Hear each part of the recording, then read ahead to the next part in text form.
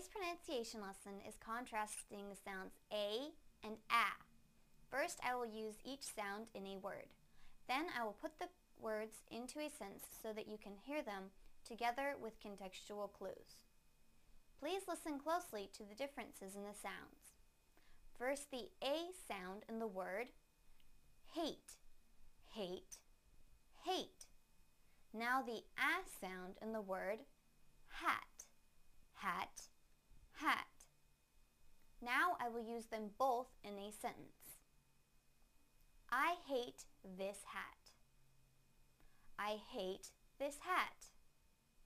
I hate this hat.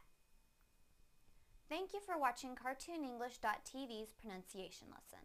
Come visit our website for free lessons, games, and chat. Bye!